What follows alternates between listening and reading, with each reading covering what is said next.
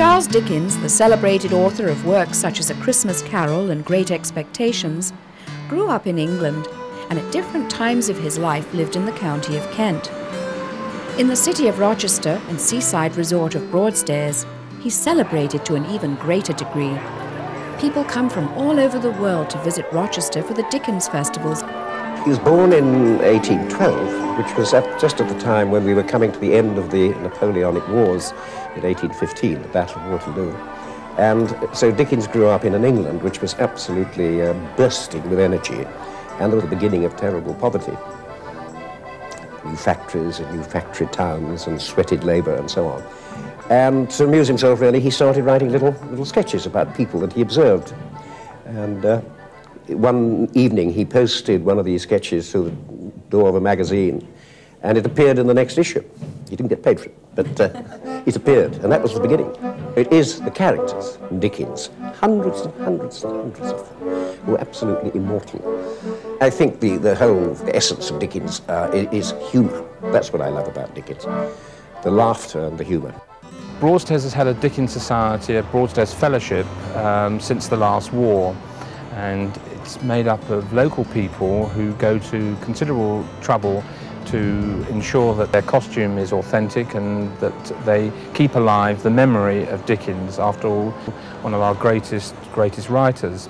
He first came to Broadstairs, he first came to the Royal Albion in 1839. In fact, described it as his favourite watering venue.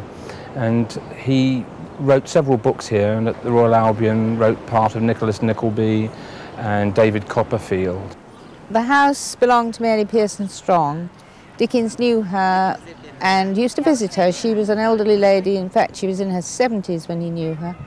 And he used to see her chase the donkeys away from the front of her house.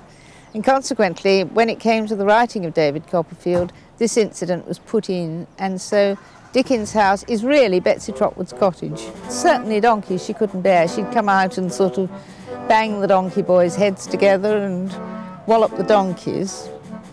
Is it true that Dickens might have paid some of those donkey boys to bring their donkeys along? There was once an old fisherman here, when I first came here to live, whose grandfather was supposed to have had sixpence off Dickens for doing that, and a whacking off Miss Strong too.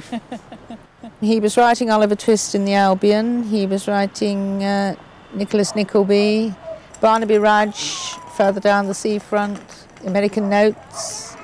Of course, Pickwick he was writing when he first came to Broadstairs in 1837, when he was virtually unknown. Though by the time he got to the bit he was writing in Broadstairs, everybody was queuing up for the monthly parts. He stayed in Fort Bleak House, rather, or Fort House as it was then. He stayed there for his last two holidays in 1850 and 51, by which time Broadstairs was getting a bit noisy. Well, apart from being a genius, which is a drawback anyway for the people who lived around him, he was very ebullient, great fun in his youth, and I believe he was great fun all the time, very energetic. But I expect, because he was terribly tidy-minded, liked everything beautifully laid out and all the rest of it, he must have been a bit of a trial to live with. For more information, visit our website on topoftheworld.net.